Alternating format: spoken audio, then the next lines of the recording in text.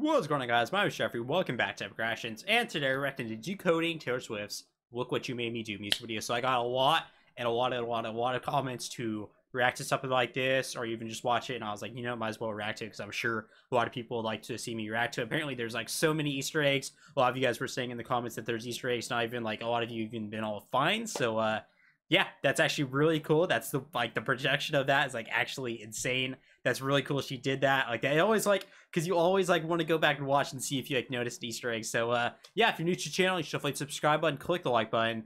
I'm less than 100 subs away from 19,000, which is absolutely insane. Thank you guys all for the support. Over 80% of people watch videos are not subscribed. So if you're one of them and you enjoy the videos, you should definitely hit the subscribe button. Click the like button. Definitely does help. If I would have got like on like 4,000 views, I would have got like over 800 view or likes on the last Taylor Swift. Like, look what you made me do, which is absolutely insane. You guys apparently love hitting the like button. So yeah, promo's a great day today, and let's check this out. Pretty sure Taylor Swift just dropped the best music video she has ever done. I love the way that Taylor isn't holding back in mocking herself. I'm not even sure I've fully recovered from watching it, but I'm going to attempt now to decode some of it. Yeah, she's flexing the Funko Pops on us. Now, some of this I figured out myself. Others I found scouring the web in various places, including Scammer Swift on Twitter, Entertainment Tonight, other Twitters, websites, whatever. People out there, you guys are smart, so this is a shout out to all of you who have posted stuff about this music video. Let's start at the beginning of this music video, where the whole opening just gave me some real thriller vibes with the zombie Taylor coming out of the tombstone that reads, "Here lies Taylor Swift's reputation." Out of the woods, zombie Taylor is seen burying 2015 Met Gala Taylor, which could signify the beginning and the end of Taylor's 1989 era. Oh, that's so cool that she like buried the last air. That's actually so sick. That's like her burying her old. That's so sick. Cause I'm pretty, dude. That's so cool. Okay, that's cool. End of maybe her good girl reputation. The Met Gala took place in May 2015, and Out of the Woods was her last real music video from 1989. Sorry, New Romantics. And now we are in this reputation era. Also, if you have an eagle eye, the grave next to the one Taylor climbs out of reads Niels Sjoberg. Sjoberg? I don't even know how to say that, but it is the name Taylor used when she co-wrote the Calvin Harris Rihanna hit This Is What You Came For. Taylor is then in a bathtub full of diamonds, pearls, and jewels. Now, some are saying this is a reference to when someone commented, they're like, you didn't even notice that there was a dollar bill. I didn't even notice there were just so many moving pieces watching the video for the first time. That's like, it had me shook, bro. Like, there's literally so many moving pieces. Now, some are saying this is a reference to when she described her character in Blank Space, in which she said, quote, "She traps them and locks them in her mansion, and then she's crying in her marble bathtub surrounded by pearls." Others seem to think it's a reference to Kim Kardashian, who was in a bathtub when she got robbed in Paris, or put in a bathtub. It could also just mean Taylor is just swimming in wealth and flaunting it for people. Was that even real when Kim Kardashian like got like that was real, right? I don't know, they kind of like disappeared after like a week, so I don't know if that was ever like, was that real? I don't even know. I've never thought about it till like now that he was mentioning it again. I forgot about it actually. I cared for like an hour and I was like, okay, you know. I also saw someone say on one website it reminded them of this picture of Melania Trump and could reference how Taylor stayed silent during the election. There's also a single dollar bill in the bathtub, which could reference Taylor's recent lawsuit that she just won against the radio DJ, where she only sued him for $1. We then have Taylor embracing all the snake imagery. Oh yeah, let me know what he did. I forgot why she sued him, but it was, I like how it was only for $1 because she was just trying to make a point. It wasn't like for money, but she has all the money in the world. That was really cool. I forget what he did. Let me know in the comments what that guy did. After the whole Kim and Kanye fiasco, she's literally sitting on a throne on top of snakes, sipping tea poured by snakes. Literally queen. That was so cool, dude. I'm honestly hoping that all those snakes were CGI, because if that's what I'm saying. Sitting among all those snakes, major props to you, Taylor. That's what I'm saying. Literally one of my nightmares. The columns in that scene read "Et tu, Brute," which references Julius Caesar, which means "even you, Brutus," which is said during the scene in which Caesar is stabbed to death by his friend Brutus, and is used to express often treachery of a supposed friend. Now, this could reference people saying Taylor has treated her former friends badly, or maybe that she has a high friend turnover rate, or maybe how some of her friends didn't stand up for her amidst all the drama she's been through. Or Or it could be maybe some of the people she thought were her friends betrayed her by maybe favoriting Kim and Kanye tweets after the whole phone call thing. Since this is the snakes section, it could reference just how fences were on their way to being mended with That's Kim so cool. and Kanye until Kim This is insane, dude. We're only 3 minutes in, and it's actually like a full, just like, dude. Wow, this is impressive. This is actually impressive. I've been missing out, apparently. I've been missing out for a while, dude. Call when Taylor said she didn't approve of the famous lyrics, hence all the snakes. Moving on to the car crash scene. The car looks a lot like a fancy sports car or maybe a Maserati, which could reference Taylor's song Red and that album. And with Taylor being all blinged out and supposedly riding high, we then see the car crash. Taylor's also seen holding a Grammy after the crash. So this could reference her maybe thinking she was a sure thing to win Album of the Year for Red at the Grammys, but she ended up losing to Daft Punk. Some people also think it's a Wait, she left to Daft Punk? What song? Like, no disrespect, Daft Punk. If you like, what? I don't even know what songs Daft Punk has made. Let me hear that again. She lost what? So this could reference her. I didn't go back right now. Could reference Taylor's song Red and that album. And with Taylor being all blinged out and supposedly riding high, we then see the car crash. Taylor's also seen holding a Grammy after the crash. So this could reference her maybe thinking she was a sure thing to win Album of the Year for Red at the Grammys, but she ended up losing to Daft. Wow, she lost to Daft Punk for what songs? I don't even know. I probably have heard so many Daft Punk songs I didn't even realize. Huh, that's crazy. Daft Punk won Album of the Year. I did not know they like were that like big. Huh. Punk. That's Some new people to also me. think it's a reference to Katy Perry, since the way Taylor has her hair up in Yeah, she does. She does. Yeah. Forward, looks like Katy with short hair. She does look at the Katy Perry look. Maybe also to Katy's "The One That Got Away" video, and the fact that Taylor has more Grammys and Katy has none. The crash could also just be Taylor's reputation just crashing down. Next, we have Taylor swinging inside a huge birdcage with a snake tattoo on her thigh. Now that snake tattoo could just I didn't even realize the snake tattoo. Dude, there's so many things I didn't even see. Be another reference to always being called a snake. But someone else I saw pointed out that the placement of the tattoo is very similar to where Kendall Jenner wore a fake snake tattoo for a magazine cover. The cage is surrounded by a bunch of bodyguards, maybe referencing that Taylor lives a pretty caged and protected life, something that we might think is perfect. On her dinner plate where she's eating lobster, there's also a rat, maybe referencing that people have said that Taylor looks like I didn't even see that. Bro, my video was literally like 14 minutes on like a 4-minute thing, and I literally didn't even notice like all like, wow, dude, there's so many moving. I thought I noticed like at least a good amount on my first watch, you know? Wow. a rat, or maybe There's a lot to pay attention. Now remember when Taylor pulled all her music off the streaming platforms and people called her maybe greedy and money hungry? Well, she gives that moment of her career a nod in this video as well, in a scene where she robs the bank. If you read the scrolling LED signs or the name on the vault, it reads Streamco or Stream Company, referencing places like Spotify. And I swear I felt like I did a pretty good job on my first watch and listen, because I'm trying to like listen lyrically and then like watch the music video too, which usually I might just watch the music video and then listening lyrically, because most artists literally, it's just like for fun music videos, like they're not like, they don't mean anything like ever, like they just are there to like get up their numbers. But yeah, dude, now like I have to like watch for what's in the music video and listen lyrically for the first. It's difficult. It's a task. Robbing their bank. The robbers are wearing cat masks, which some people think is a dig at Katy, whose fans are called Katy Cats. I honestly just think it's a reference to her cats, which we all know she's obsessed with. Maybe a That's what I thought. Maybe not. Her sweater. Does she have beef with Katy Perry too? I know that. It's Blind for Love, which I feel like is a shout out to how the media has portrayed her love life, her being blinded by love, falling in love with, you know, every guy she supposedly dates. I could see that. She's also wearing an oversized sweater and thigh-high boots in the scene, which some have said could be a reference to the Jenners or the Kardashians, as it's a look often worn by Kylie and the family. Taylor then gives a nod to everyone who has basically made fun of her for having a squad by showing the sexy Taylor in a nod to Bad Blood.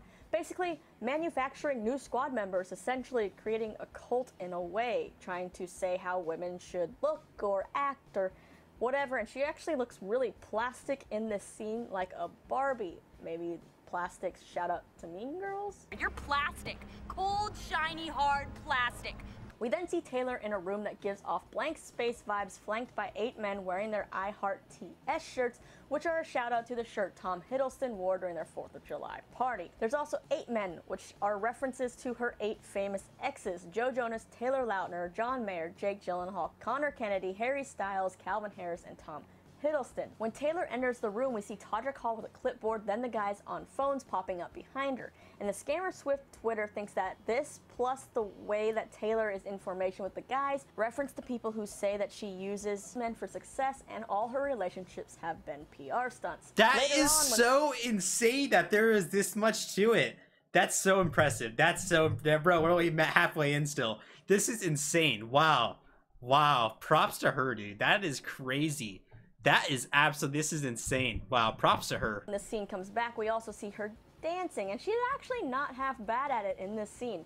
Maybe that's just kind of a jab at everyone who's made fun of her dancing and saying that she can't dance, even herself. Also, I just have to give a shout out to Todrick and all these male dancers, because I can't even walk or even stand in heels. They're legit walking, strutting their stuff, dancing, and just being fierce. So major props to all of those men. Quickly intercut between these scenes, there's a Taylor in a bloody outfit with a chainsaw cutting off the wing of the plane, and this kind of shows Taylor being destructive or maybe just ruining her image. Then new Taylor, wearing her new rep outfit, is standing atop a pile of all these old Taylors trying to climb up to her. That was cool these too. Old Taylors include You Belong With Me Taylor, who has all the names of her so-called squad on her shirt, like Martha, Selena, Blake, and Ryan.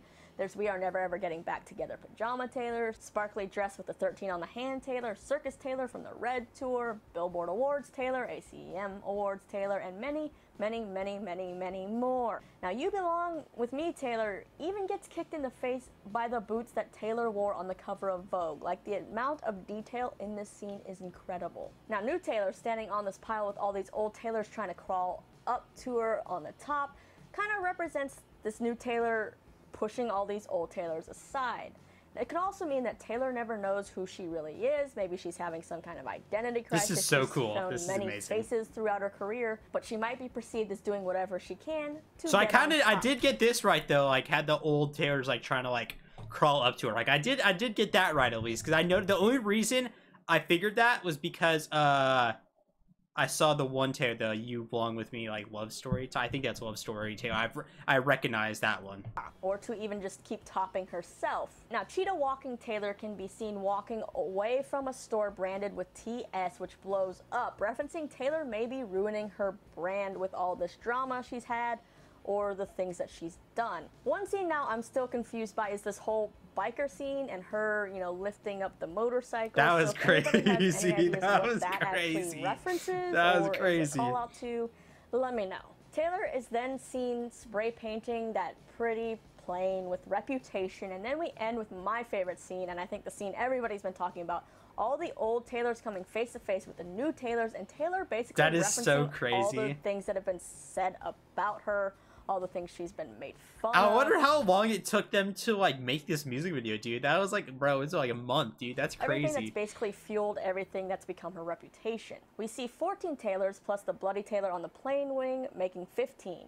I didn't even realize the Taylor's still sitting on the plane. Wow. From Reputation video plus Red Tour Circus Taylor, Sparkly Dress Speak Now Era Taylor, 2009 VMA Taylor, 2015 Met Gala Taylor, You Belong With Me Taylor, Zombie Out of the Woods Taylor, and Swan Shake It Off Taylor. Taylor rips on her infamous surprised face. Zombie Taylor gets offended being called a bitch, referencing maybe the Kanye West famous lyric. That's what I figured. That's what I figured.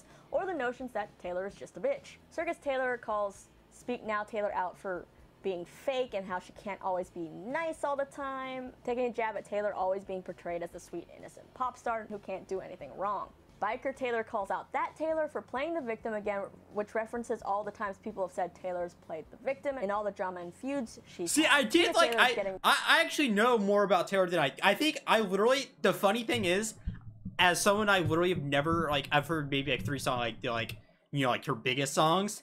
I feel like just like she's so big that even without listening to her music, you hear just like everything about like all the stereotypes and like certain like pictures. Like, she's so big that like even like if you don't listen to her music, I've realized that like you can't even stop yourself from seeing like all the stereotypes and all the media stories about Taylor Swift. That's how big she is. Like, you have at least a, even if you don't listen to her music, you have a clear, like, or even like a decent understanding of Taylor Swift, and like understanding like how like the media portrays her and everything, because like you hear so many stereotypes throughout my life. So it's crazy. Yeah, that's how big she is. That, like, you know, that's like the same thing. She's like, literally, if you're in like, let's say, random country, like a small one, maybe like Denmark or something, you probably hear a lot of like about Donald Trump and like who he is and like what he's done and everything, and that's not even like their president, or like he's like no relation to them, but like he's so, like, he has such a big name and such a big effect that you hear a lot of stuff about him. I feel like that's Taylor Swift.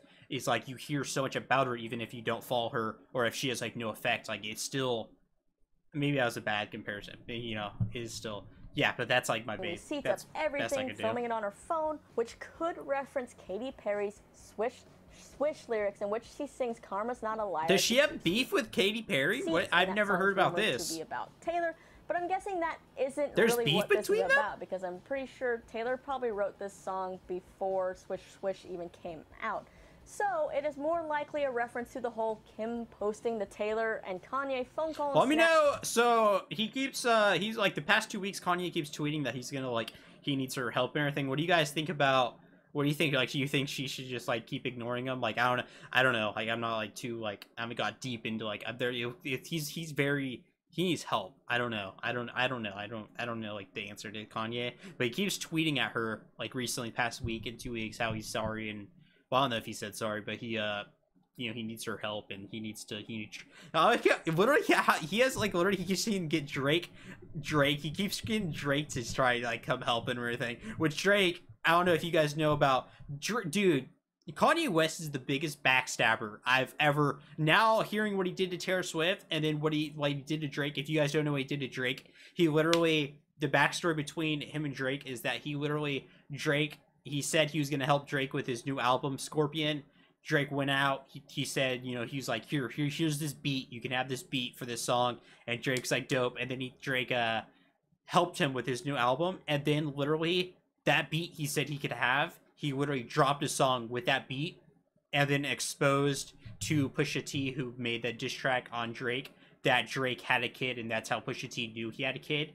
And that's why, you know, the whole thing leaked about Drake's kid, is that Kanye literally leaked that to everyone.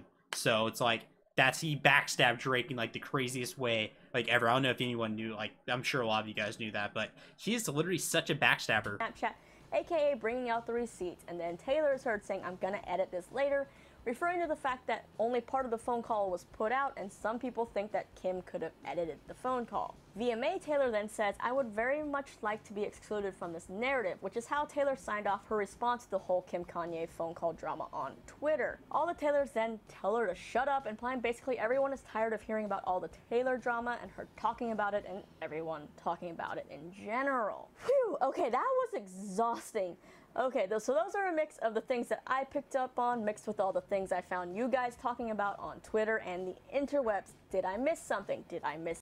Alright, yeah, so I think that's the end of the video. So I hope everyone enjoyed. That's insane, dude. Like, I felt like watching it for the first time lyrically, and watching it, I feel like I've picked up, but there's so much more, and apparently there's even more after this. So that's absolutely insane. Props to her for like putting this together, her and her team. Like, that's mind-blowing. And yeah, hope everyone has a great day. If you're new to the channel, definitely subscribe button, click the like button. Let me know what you guys want to see next in the comment section below.